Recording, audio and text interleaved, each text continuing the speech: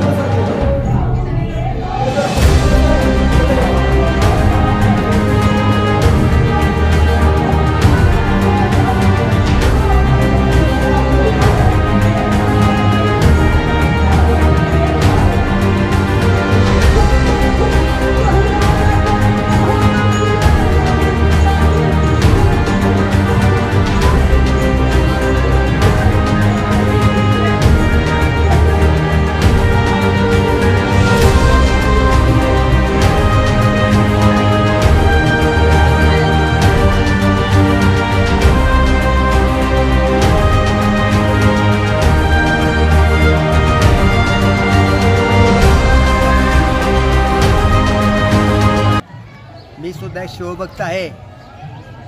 वरच्यावर मी काशीला जातो, शंभू महादेवाचं मी दर्शन घेतो आणि एरीवर दर सोमवार मी लोणंद येथे खेमावती नदीवर फार खेमा मंदिर फार प्राचीन काळचं मंदिर आहे आणि तिथं आम्ही दर सोमवार जातो. आज तर महाशिवरात्र आहे. आज तर सर्व भाविक आबालवृद्ध लहान मुलं महिला सर्व पूजेचं साहित्य घेऊन आज पूजा करायला महादेवाच्या इथं आलेले आहेत. मोठी रांग आलेली आहे.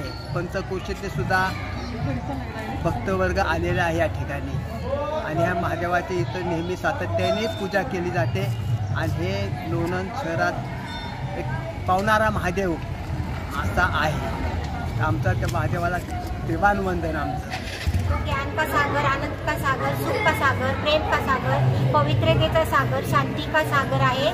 त्याला ह्या विश्वात पुन्हा शांती स्थापन करायची आहे. म्हणून त्याचं शिव परमात्म्याचं एका साधारण तनाच्या म्हणजे श्रीकृष्णाच्या लास्ट जन्माच्या ब्रह्मबाबाच्या शरीरात अवतरण होऊन तो पुन्हा सृष्टीवर स्वर्ग निर्माण करतो, श्रीकृष्णाचं राज्य निर्माण करतो.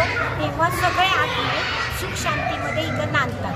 भारत ही परमात्म्याची जन्मभूमी आहे म्हणून त्याचं अवतरण इथे होतं. भारत ही देवी देवतांची भूमी आहे आणि भारतातच सगळ्या देवांचं अवतरण होतं. अशोक शैलान.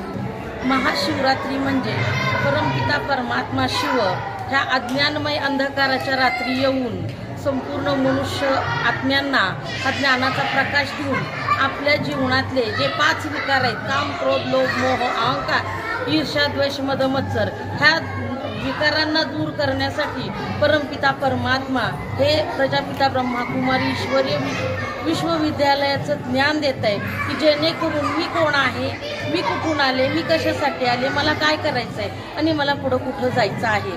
तर मी आत्मा प्रकाशमय, आत्मा कधी मरत नाही, आत्मा कधी जळत नाही, आत्मा कधी विजत नाही, आत्मा कधी बुजत नाही, आत्मा कधी भिजत नाही. आत्मा अमराव, अजर, अविनाशी चैतन्य शक्ती आहे. आत्म्याला कधीही मरण येत नाही. तर परमपिता परमात्मा ह्या अज्ञानमय अंधकाराच्या रात्री येऊन हे आत्म्याचं ज्ञान, स्वतःचं ज्ञान देण्यासाठी हे संपूर्ण विश्वशांतीचं ज्ञान कार्यरत आहे.